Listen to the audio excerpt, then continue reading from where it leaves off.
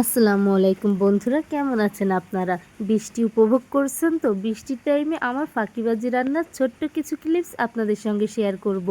তার আগে দেখে নিন আমাদের বাসায় ঠিক কেমন বৃষ্টি হচ্ছে। পুকুর পাড়ে একদম সবাই মাছ ধরতে বসে গেছে। এই যে আমি একটু সেটা ভিডিও করে নিলাম, বেশ ভালোই লাগছিল ভিডিও করতে। দাঁড়িয়ে দাঁড়িয়ে দেখছি যে মাছ কতটা পেয়েছে, কতটা সুন্দর বৃষ্টির ফোঁটাগুলো পুকুরে পড়লে কতটাই না ভালো লাগে বলুন। এই যে গতদিন কিছু মাংস রান্না করা ছিল, তারই কিছু অংশ বেঁচেছিল, ভাবলাম আর একদম ফাঁকিবাজিভাবে কিন্তু এই রেসিপিটা তৈরি করে নিতে পারবো। আর বৃষ্টির টাইমে খেতেও কিন্তু অনেক বেশি ভালো লাগবে। তো মাংসটা একটু গরম করে নিয়েছি। এখানে অল্প কিছু মাংস রয়েছে, হয়তো 6 থেকে 7 পিস মাংস।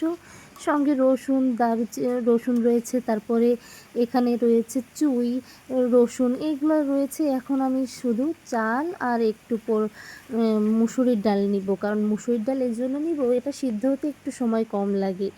তো চাল আর ডাল আমি খুব ভালোভাবে ধুয়ে এখন এর ভিতর দিয়ে দিয়েছি। একটু নাড়াচাড়া করে নেব। এর ভিতর কোনো রকম মশলাই কিন্তু অ্যাড করব না, কারণ মাংসের সঙ্গে কিন্তু সমস্ত মশলা থেকে গেছে। তো এই যে এখন কিন্তু সামান্য একটু লবণ দিব আর সামান্য একটু হলুদ। আমি বিশ্বাস করেন আর কোনো মশলাই অ্যাড করিনি, কারণ মাংসের ভিতরে কিন্তু খিচুড়ি রান্নার সমস্ত মশলা দেওয়া আছে। আর যেহেতু গরুর মাংসের ফ্লেভারেই কিন্তু খেতে অনেক বেশি ভালো লাগবে। আজকে ভাবছি কি ভিডিও দিব, তো ভাবলাম যে এই সামান্য একটা রান্নার ভিডিও এটাই শেয়ার করি আমার বন্ধুদের সঙ্গে।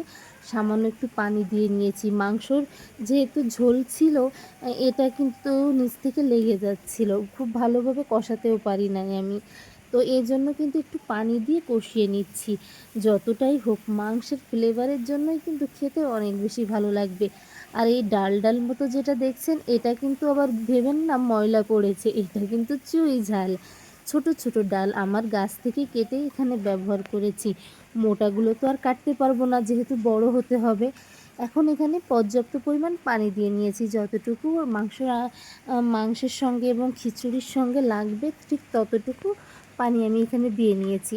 আপনারা চাইলে পানির পরিমাণ বাড়িয়ে এবং সঙ্গে ঘি দিয়ে কিন্তু লেটকা খিচুড়ি রান্না করতে পারেন। লেটকা খিচুড়ি কিন্তু খেতে অনেক বেশি ভালো লাগে।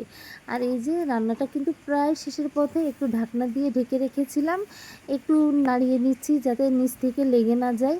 তারপরে একটু কিছুক্ষণ 10 থেকে 15 মিনিট দমে রেখে দেবো। এখনই কিন্তু আমি চুলার জালটা অফ করে ঢাকনা দিয়ে ঢেকে রেখে দিব। ব্যাস আমার রান্নাটা পুরোই কমপ্লিট। এখন এই যে সুন্দরভাবে একটু নাড়িয়ে নিচ্ছি। এভাবেই কিন্তু আমি মাঝে মধ্যে বাসায় তৈরি করে থাকি।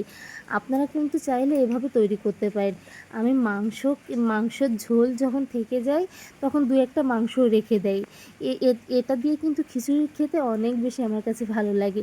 জাস্ট একটু পেঁয়াজ দিয়েই কিন্তু পরিবেশন করে নিয়েছি, অন্য কোনো কিছু দেওয়ার প্রয়োজনই নেই। চাইলে একটু ঘি দিতে পারেন, ঘির ফ্লেভারটা অনেক বেশি ভালো লাগে খিচুড়িতে।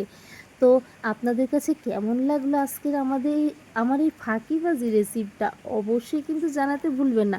আপনারাও কি বাসায় এভাবে করে থাকেন? অবশ্যই কিন্তু আমার আপুরা বলে যাবেন। সবাই ভালো থাকবেন। আল্লাহ হাফেজ।